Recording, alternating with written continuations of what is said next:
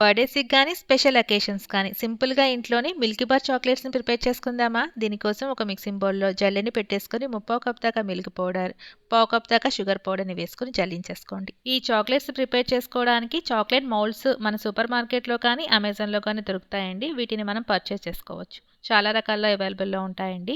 వేరొక మిక్సింగ్ బౌల్‌లో అరకప్పు దాకా వెన్నని తీసుకోండి. వెన్నని రూమ్ టెంపరేచర్ వచ్చే వరకు పక్కన పెట్టేసేసుకొని స్టవ్ వెలిగించుకొని ఒక గిన్నెలో ఒక గ్లాస్ వాటర్‌ని వేసుకొని డబుల్ బాయిలింగ్ మెథడ్‌లో వెన్నని కరిగించేసుకోవాలి.